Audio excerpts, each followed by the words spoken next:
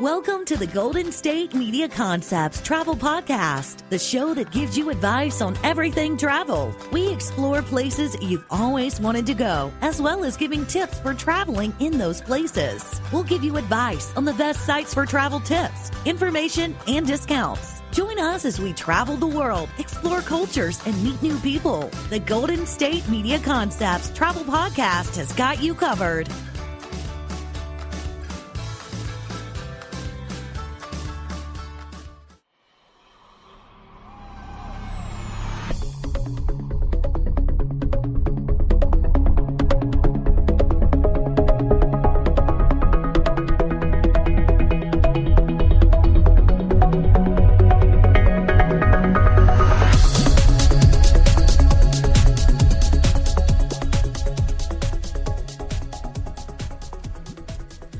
Welcome to the GSMC Travel Podcast, brought to you by GSMC Podcast Network. I'm your host, Staci. And I'm your co-host, Sarah. And today we are talking about Moldova, because I'm not even sure why. Because I had it on my list, and I just went with it. We always reference everything back to movies. Isn't that where they go at the end of a movie that now I can't think of the name of? So this story has absolutely no point. Well, while you think of that, yeah. I did see, because I was looking up just like books about different countries, because one of the things I saw was like, hey, if you're going to travel a place, you might want to read about it. So the main book I could find for Moldova is sort of satirical in that all the characters in the book want to leave Moldova and go to Italy. Oh. So I was like, yeah, so okay, is that supposed to get me in the mood for Moldova? So tell us where Moldova is situated in the world. So Moldova is in Eastern Europe, which that was like all I knew beforehand, because I could kind of tell from the name, although it could easily have been like, there's also an island, I think, in the Mediterranean Sea that sounds similar that I can't think of right now. Oh, the Maldives? Is that an island or islands? I think that's islands because it's plural, but I don't know. Could have been, possibly. But Moldova is a landlocked country in Eastern Europe, bordered by Romania to the west and Ukraine to the north, east, and south. That is helpful. And the movie was red. They want to go to Moldova in red? At the end, I think that's where they go there, and I can't remember why, but yeah. See, at the end, during the credits... Where during the credits, they're like running with a wheelbarrow. Anyway. Oh, yeah. And one of them's in a dress. Yeah, I think they're in Moldova, but I could be completely wrong. Yeah, see, I didn't like red that much, so I've blocked a good portion of that movie out of my head. My mother really liked it for some reason, I don't know. I laughed hysterically, but, I don't get out much. So anyways, Moldova was, as you can guess from the Eastern European part, once part of the Soviet Union. And it always throws me off when I read about countries, because the Moldovan? I'm going to guess Moldovan, but... Yeah, well, it's a little hard because the name's country was at one point Moldovia. Or something, so I'm like, no, you're throwing me off. Don't do that. Stop it. The current constitution of Moldova was adopted in 1994. Oh. And that always throws me off when I'm like, but what? Because I know America's not considered that old of a country. So I'm just like, how... Is there any constitution adopted? It shouldn't be younger than I am, 150 years, right? Right. But even it's like, aren't all constitutions adopted before the 1900s? What? How did that?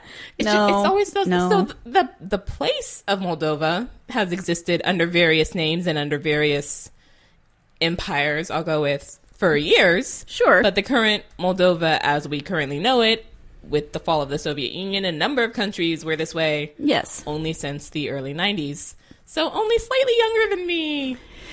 Yes. Sarah's like, I'm just not, we're not going to. Yeah, we're not going to really go there further, but. Yes. So interestingly, the official language of Moldova is Romanian. Okay. Even though there is an actual language called Moldovan. And there was a bit of a contention for a while because the 1991 Declaration of Independence named the official language as Romanian, but then the Constitution in 1994 named it as Moldovan. Oh. And so it was like, okay, but we're not, we're conflicting there. It was eventually ruled that the Declaration of Independence sort of outweighed the Constitution.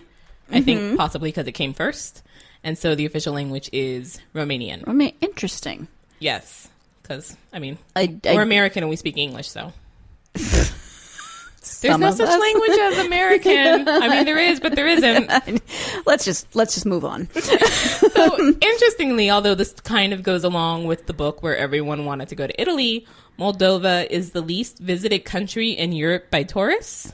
I was going to ask, not in like a snarky way, but why would you want to visit Moldova? Not like, oh, why would you want to go there? But what's interesting and what I know we're going to get to a location at some point, but that's why I'd want to go.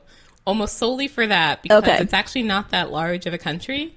Although, again, I'm from California, so my basis for large also is probably a bit off. Skewed, yeah. Because I'm just like, California's normal. It's just a state. If this is just a state, a country should be, etc. And that's not the case for a number of places. But yeah, so we will get to why I personally would want to go to Moldova. Okay, so maybe a better question is why don't more people go if it's the least amount of tourists? I mean, yes. So it has a number of problems, which I mean most, if not all, countries do. Mm-hmm. But it has a number of more prevalent problems, I guess, than its neighbors. Okay, its economy is the poorest in Europe by per capita. I'm sorry, Moldova. I know. I feel very sorry for you. It also has the lowest human development index in the continent. Wow. Where it's the only country in Europe ranked as medium. I don't fully understand the human development index, right? But when you're the lowest of your whole continent. Yeah, when you're the lowest pretty much of anything or the last, right. It's usually a negative. Usually. It also has a somewhat sizable problem with human trafficking of Moldovan women and children, to the point that when I was looking for books based in Moldova, like half of them were about that. They were like memoirs of being, trafficked. Or That's something. awful. I was like, this is not, so I'm not going to read a book if ever I go to this country because it would most definitely not put me in the mood. No. But just, wow. But, I mean, still, those are things that you need to know of any place that you're going to. Yes, and we've done that on previous episodes where it's like, hey, this is great, but also be aware of this. Yeah. Although I do both love and hate the recommendation for pretty much every country of if you are a woman, do not walk by. I was like, really? To the point that you feel the need to say that. But also B, why is that the case in like every country? Is there not one country where I as a woman can feel safe walking alone at night? Not unless you are like, I don't know. I'm trying to think of, I don't even know. Even MMA fighters, I'm not completely convinced they should be walking alone, although they could probably kick your butt. Well, now I'm thinking completely not on Moldova, but because I am probably unsuitably interested in Korea, that in ancient Korea, there was actually a time where after a certain time, women walked in the streets together, and that was the only time they were allowed out of their like house compound, and men were not allowed in the street during that time. Oh, well, that's one way to take... Right? This is the way to make women safe. Totally different topic. We won't go there. But yeah. So Moldova does have its problems, although because it is the least visited, that kind of is a draw for me. Because it's not going to be like I went to wherever. Oh, yeah, I've been there 6 times. Right. You're not going to really have that comparison with people you talk to of, I went there and I did it better than you did. Right. It's only 11,000 You're still going to meet that one person. Just your luck, Stacy. You're going to somehow meet that one person that's been there and been like, well, I did this. What did you on do? my flight home, be like, oh, what were you in Europe for? Oh, I went to Moldova. Oh, I've been there 20 times. Yeah, I lived there for a year. Is there a way I can change seats? I'm not going to sit, however, and it would be a long flight from Europe back to California. I'm not going to sit however many hours next to that person who feels the need to show me up about the least visited country in Europe. But yeah, I like things that are not like everybody because then it just doesn't seem as special. Although I feel bad because now I'm thinking of the movie podcast where I talked about American animals, and the whole reason that whole thing happened was to not feel like everybody, and that was bad. So I want to fight that feeling somehow by talking about imaginary trips to Moldova. Evidently, that is, I'm not the best with, self-will control, obviously. My plans for how to, combat things clearly do not turn out well. This is why I'm not in the military. This specific reason is why why I'm not in the military. You know, we tend to go off topic. We have this has taken a turn I never ever expected. It really has. Why Stacy's not in the military? Yeah, I mean, my life story. No, we won't go there. We are, however, going to take a break and try and get back on topic if that's even possible for us. So hopefully you guys will stay tuned. Always on the go, but the day just won't be one without your Hollywood fix. Let Golden State Media Concepts Entertainment Podcast take care of that. Jordan and Keith is Entertainment Tonight meets Access Hollywood. I'm Jordan. The guy laughing, that's Keith. Yeah, I'm Keith. An all-inclusive look of pop culture.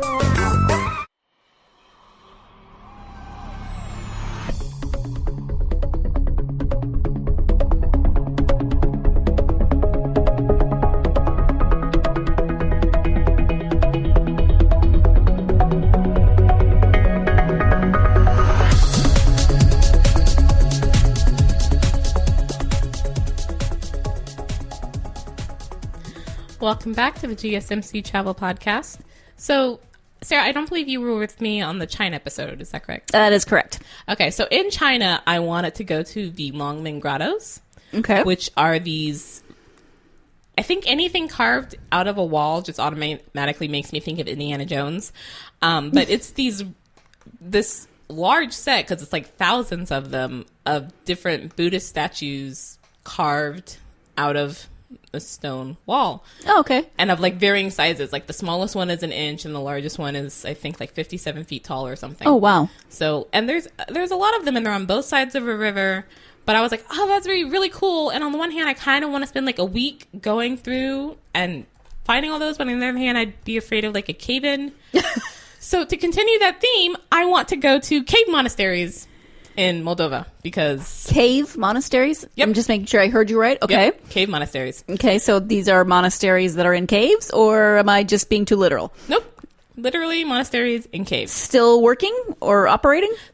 I believe at least one of them is. Interesting. And it wasn't for a while, and then they like rediscovered it, and the monks moved back in. And I'm just now thinking of the song "We're the Monks" from Gallivant, so I just need to move on.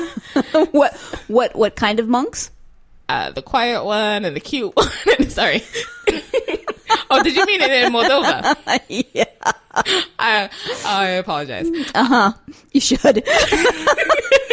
I don't know exactly what type of monks. I do know they're somewhat Orthodox in Moldova. Makes sense. But there are at least 3 of them, and they're all dating from centuries ago. So long time. And I always wonder about like, why did you carve it into a cave?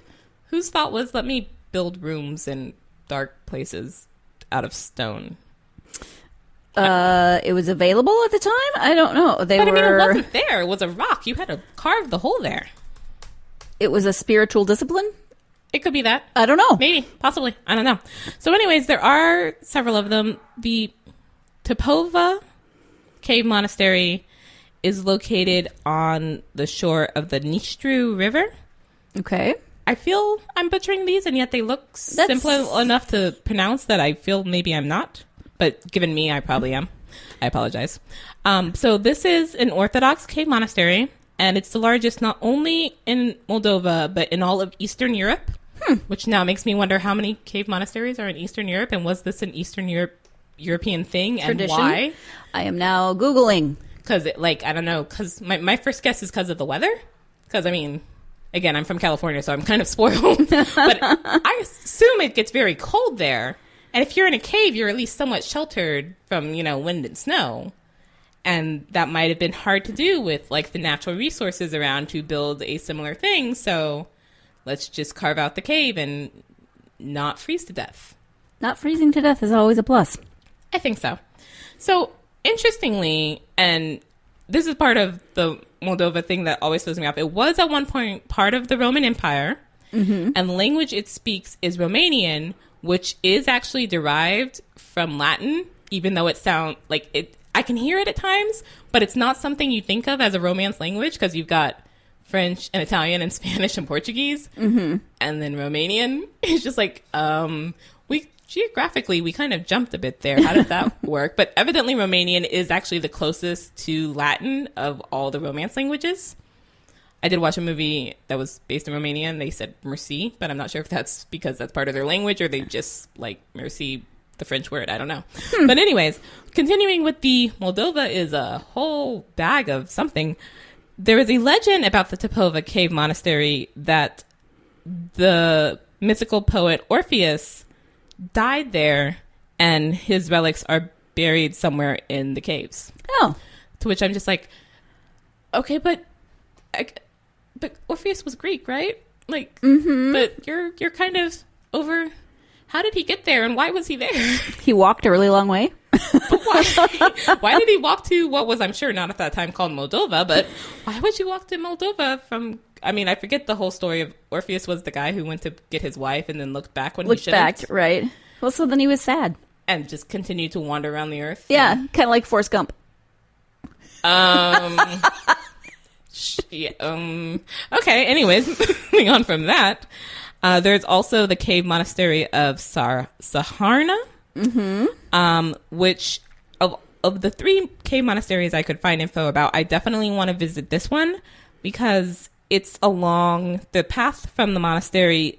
There's a waterfall, which evidently has really clean, clear water. And I personally prefer like clean, clear, moving water as opposed to still not clear water and the beach. I also hate the beach. I'm just strange that way. So I'm like, oh, that sounds beautiful. And then I can go possibly like, I don't know why I want to meditate in an Orthodox monastery, but I kind of want to go then meditate inside the cave monastery and like clear my whole spiritual self. Well, everyone needs goals. I mean, they do. That's a oddly specific goal to have. It is, but hey, you know, there are stranger things on bucket lists. There absolutely are. But those waters are also considered to be healing. So that would be great as well, to just like go be in the water and see the pretty water and then go in the cave and meditate and then, I don't know, go to Italy, I guess. Because everybody in that book now goes to Italy. And again, Roman Empire, so who knows? But then there's also the Buddhacini Monastery. Again, also looks kind of Italian. The name, Butuceni. Yes. Buddhacini, I'm going to say. Where the walls... Buddhacini. I don't know. See? And I didn't take Italian either. Me either. It wasn't actually offered, so that's not my fault. It's not my fault. It wasn't my fault. Anyways, where the walls of this monastery are always cool, even when it's hot outside, which I would love. Kind of what I think of caves in general. See, but I don't. Oh, really? Just because maybe it's from, I don't know, like, if I think of caves in the desert for some odd reason. Oh, okay. See, I think of caves in, like, Montana. Oh, well, see, I've never been to Montana, so I don't know anything about that. It's okay. I still like you. Thank you. It's not my fault. It's not my fault. But because it is now, when we're recording this, definitely officially summer by almost any way you would count summer unless you're in the southern hemisphere. I hate summer, and I'm very much like, oh, it's so hot. How do I get away from the hot? And why do we not find some way to like chemically make up the same sort of cave walls so that our houses can always be cool? Like we do all this other stuff with chemicals, and yet no one ever thought to make houses out of things that would always stay cool. I'm sure they have, but you know, there's all kinds of different factors that go into that stuff. And this isn't that podcast. I don't even know what that podcast is, but like, you know. What would that podcast be? Bill Nye the Science Guy's podcast? Like, I'm sure he actually probably has a podcast. I don't know. But probably. Now I'm thinking about the reason again for putting the monasteries in the caves, because I thought it was for coldness. But if it's this monastery with the walls, how did you discover?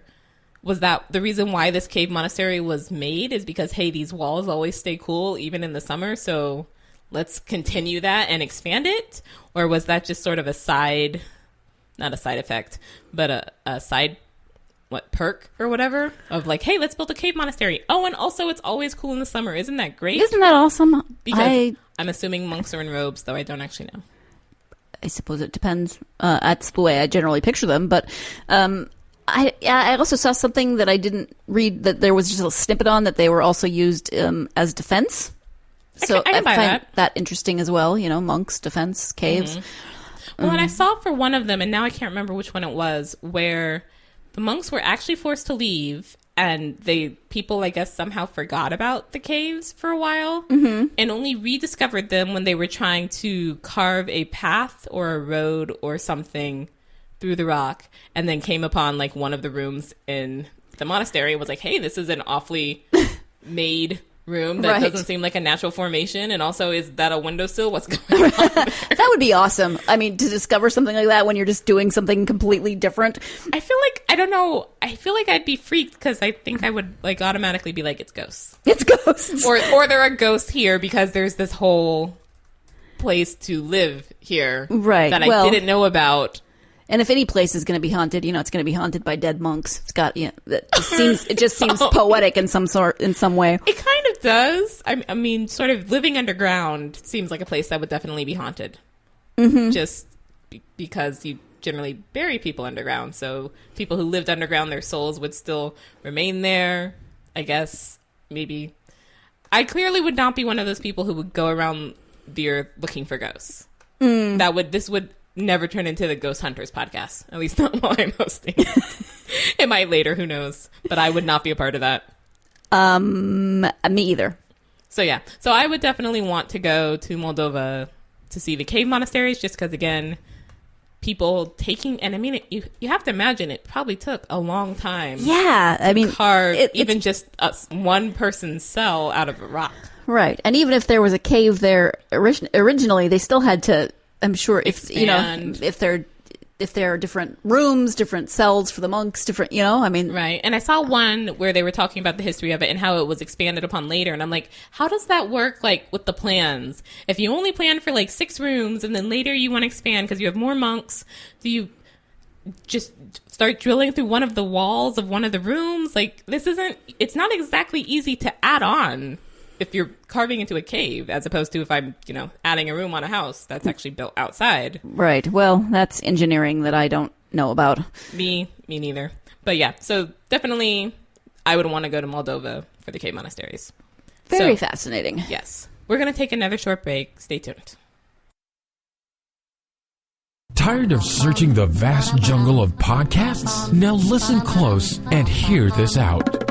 There's a podcast network that covers just about everything that you've been searching. Hey! The Golden State Media Concepts Podcast Network is here.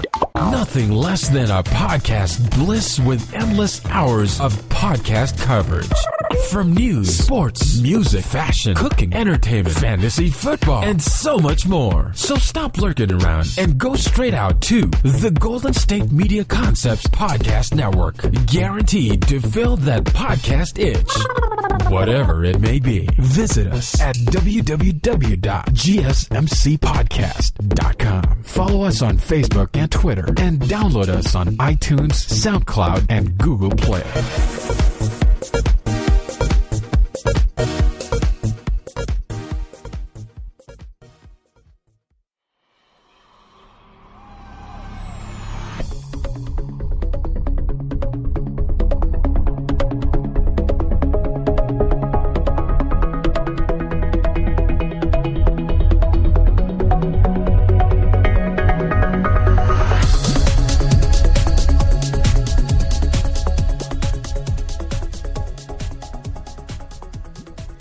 Welcome back to the GSMC Travel Podcast. Continuing with what I'm going to say is this episode's theme of everything, and it reminded me of something else, or was reminded by something else. Mm-hmm. The tip for today is to get behind business travelers when flying, because they tend to be efficient in going through security lines, which reminded me of that scene from Up in the Air when he says, actually get behind Asians. Oh, jeez. And she's horrified. Horrified of, that's kind of racist. Is like, well, but because the culture of taking off the shoes, so they have easy to slip off shoes. So he was like, oh, great, Japanese businessman, that's the perfect thing. I was like, yes, but no, man. But no, business travelers make sense because they travel a lot. So I'm sure they have a system down, as opposed to, your neighbor across the street this is her first time flying and everything Right. scares her, and or whatever, or somebody that has 4 children, and God bless that person. Don't get me yeah. wrong, but they're going to take a little longer, and if you're not patient, then choose your path wisely. Oh yeah, his whole thing was never ever get behind parents with kids in strollers, because you have never seen a stroller get down small enough to go through the security scanning thing in any short amount of time. Yeah. To which I'm like, maybe not. We actually had a pretty simple stroller when I was a kid that fit both me and my sister and folded down pretty quickly, because it was not meant to be like a super great take everywhere, go while you're jogging. Right. It's probably like an Uber umbrella stroller or something. It was very like I had a very similar stroller to it for my doll. That's basically what it was. It was my doll's stroller. Yeah, it was for probably an actual umbrella real stroller. children. Yeah. It's an umbrella stroller. The ones that are just sort of like a canvas piece. I'm thinking of like a beach chair Okay. with wheels and the curved handles, like an umbrella, yeah, an umbrella uh-huh, handle. Yeah, those are umbrella strollers. yeah. And then they just go and fold up into a tube cylinder. I don't even know. I can't words. Yeah. I don't have words. It didn't fold up into a tube, but yeah, it was pretty. It's easy not a to tube, but get it down folds up into something. a thing that's thing. smallish and not flat. And the site for today is RomeToRio.com. And part of that was inspired by Moldova being part of the Roman Empire, and then the book about Moldova and Italy and speaking Romanian and that whole tie-in. Because No, I got it. I like really random tie-ins that I have to explain. They're awesome. So anyways, RomeToRio.com is a door-to-door travel information and booking engine. Okay. And it tells you basically how to get anywhere by almost all means possible of travel, except for walking. I don't think it gives you like a walking thing, but if you're trying to walk from anywhere, you would also fly. Well, or if you have to cross an ocean, you really can't walk. I don't actually want to see you try, but I'd No. like to see the person who can figure out a way to do that without dying. But anyway, so Rome to Rio searches cities, town, landmarks, etc. to find, and it doesn't just list like the best way or the fastest way or the cheapest way. It lists like all of them, almost like if you were trying to do like directions on your phone.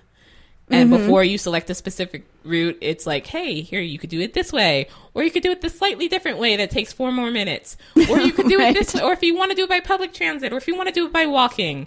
Again, except without walking. So I did actually type in from RomeToRio.com how to get from the Longmen Grottos in China to, I picked Saharna, the cave monastery. And most of them were a combination of like flying and driving trips. Although there was one that was by train, but it was like almost a week. So I was like, that would be fun if I was on one of those trips where, hey, I have no schedule. Right. To, like, I have a week and I want to see a lot of country. I'm just traveling the world for the rest of my life. So by all means, let's do that. Because it looked like it would probably be an interesting train trip. But yeah. So not necessarily like, hey, what's the fastest or what's the cheapest? It's here are all your possible options. Pick which one appeals to you. Cool. But it also... So for people who like options and, lots of different variety of ways to get about, that's perfect. Or they doubt the one option that's offered. Right. There must be another way. There has to be a different way. Let me get it out the map and do it myself. Oh, wait, there's this thing that I can do instead? Okay, cool. But it also offers things in sort of nearby locations that you might want to see while you're not walking from place to place. So it's also, again, really helpful for people who aren't on a specific schedule, but also helpful for those who are, of like, I want to get from here to here, but I don't quite know how to do it. It's possible to fly and or drive, though again, if you're crossing an ocean, you're limited. But if you're not crossing an ocean, your options are greater. So it's like, what are all the possible ways so I can choose the fastest or cheapest or one that sees the most things, or one that goes to the specific place that I also want to hit along the way, that sort of thing. And it's looking through a large number of, I'll go with services. So it lists on its website that it's looking at 102,919 train lines via 364 train operators. That's a lot. Oh yeah, it keeps going. 553,274 bus routes via 3,328 bus operators, 11,120 ferries via 531 ferry operators and 51,552 flight paths via 670 airlines. So it's got that was a lot of that was a lot of numbers. I felt like Matilda. Yeah. I really felt like Matilda as I was saying that, except I didn't calculate it because no. Right. But yeah, so it's definitely got a number of ways. It is not one of those, well, there are more, but we only really care about this one because, you know, possibly we get a fee or whatever from it. Or we only look for the fastest or only the cheapest. It's like, have at it. No, here is everything. Options are all yours. Go out and explore the world wherever you want to go. Though, again, you cannot walk across the ocean. And if you do figure out how to walk across the ocean, let us know. Please let me know. And on that note, we're going to end for today. Thank you for listening to the GSMC Travel Podcast.